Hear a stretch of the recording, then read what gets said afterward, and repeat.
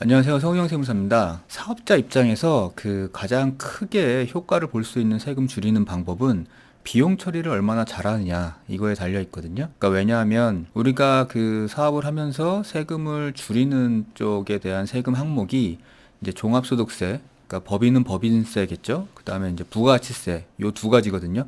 그러니까 나머지 세금들은 뭐 예를 들어서 재산세나 뭐 이런 것들은 이미 정해져서 고지가 나오는 거기 때문에 사업자가 임의로 뭐 줄일 수 있는 이런 건 아니고요. 그래서 이제 보통은 세금 줄이는 거에 있어서 소득세하고 그리고 이제 부가가치세 이쪽을 주로 얘기를 하게 되는데, 여기서 왜 세금을 줄일 수 있냐, 비용 처리를 하면. 일단 소득세 같은 경우에는 매출에서, 그러니까 수입에서 비용을 빼고 나머지 이제 과세표준의 세율을 적용하게 되죠. 이제 그렇게 되면 비용 처리를 얼마나 많이 하냐에 따라서 과세표준이 줄어들 것이고, 그리고 그거에 따라서 세금도 당연히 줄어들 것이고요. 근데 이제 세금을 줄이기 위해서 앞쪽에 있는 매출을 줄일 수는 사실 없잖아요. 그러니까 뭐 장사를 안 하겠다는 얘긴데 뭐 그럴 수는 없고, 그리고 이제 부가가치세 같은 경우에도 매출세액에서 매입세액을 빼가지고 나머지 이제 세액을 내게 되는데, 여기서 얘기할 때의 매입세액이 곧 비용 처리인 것이죠. 그래서 결국에는 이제 이 비용이 들어가 있는 소득세, 부가가치세 쪽에서 이 부분들을 얼마나 많이 처리를 하냐에 따라서 세금이 그만큼 줄어들게 되는 것이고요. 그리고 그렇다고 없는 비용을 만들어서 가짜로 넣을 수는 없는 노릇이니까 결국에는 이제 비용 처리를 얼마나 잘 하냐에 따라서 세금이 줄어든다는 말이 나오는 거고요. 그러니까 이 비용 처리에 대해서 얘기를 할 때, 예를 들어서 만약에 뭐 10만 원짜리 비용이 있다. 10만 원을 지출해가지고 비용을 사용했는데 이 사업자가 세율을 뭐 20%를 적용받는 사업자다 이러면 그 비용 처리를 함으로 인해서 그 10만 원의 20%인 2만 원의 세금을 덜 낼 수 있잖아요. 근데 이 부분을 만약에 누락을 했다, 비용을. 그러면 2만 원을 더 내야 되는 거고요. 그러니까 이게 여기서 10만 원이 그냥 예를 들어서 10만 원이지, 이런 것들이 계속 쌓이고 쌓이면 그 금액은 굉장히 커지고요. 세율이 만약에 매출이 많아서 세율이 높다 이러면 그 효과가 더 크게 나타날 것이고요. 그래서 뭐 이런 이유들 때문에 이제 사업자들이 세금을 줄이는 가장 효과적인 방법은 있는 비용, 그러니까 사용한 비용을 얼마나 잘 챙겨가지고 비용 처리를 하느냐에 딸렸다고 얘기를 하는 거고요. 그래서 이제 사업자분들이 비용 처리를 어떻게 해야 잘 처리를 할 수 있냐, 뭐 요 부분에 대해서 이제 얘기를 좀 해볼 건데요.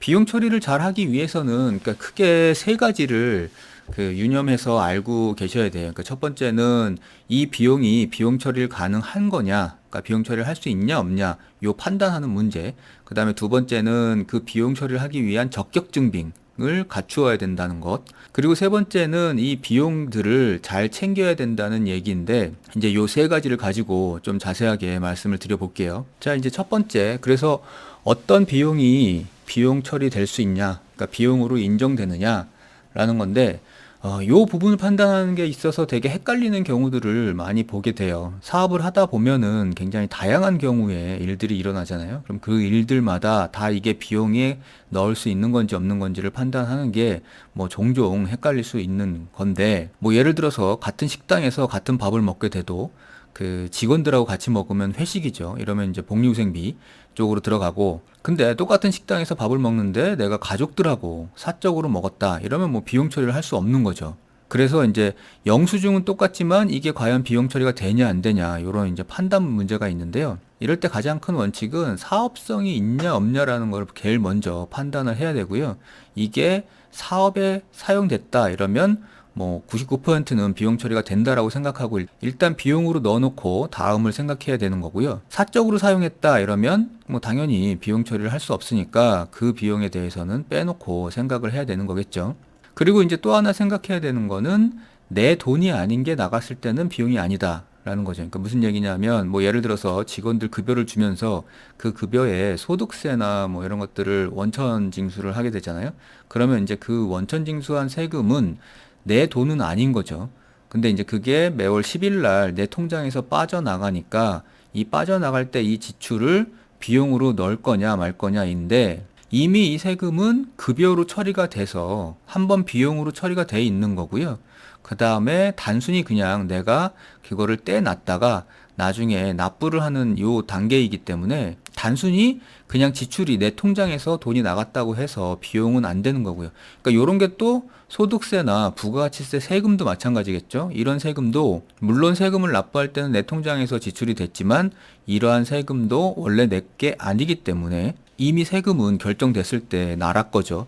그래서 이렇게 납부를 하게 되면 이것도 역시 비용 처리는 아니라는 거죠. 그 다음에 이제 또 생각해 봐야 되는 게 이게 비용 처리가 되냐 안 되냐라는 문제에서 시기의 문제가 있어요. 그러니까 뭐냐 하면 감가상각비 같은 게 있잖아요.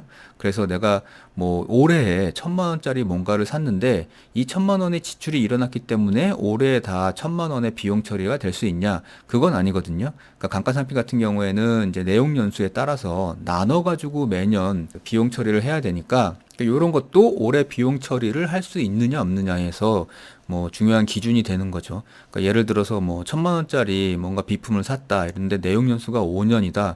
그러면 올해 1,000만 원에 대해서 비용 처리는 안 되고 5년 동안 나눠 가지고 1년에 200만 원씩 나눠서 비용 처리를 해야 되는 거죠. 따라서 올해는 1,000만 원이 아니라 200만 원만 비용 처리를 가능하다. 요런 이제 판단도 해야 되는 거고요. 그래서 이제 비용 처리를 할 수 있냐 없냐에 대해서 판단을 할 때는 이제 첫 번째는 아까 말씀드렸던 것처럼 사업과 연관성이 있냐.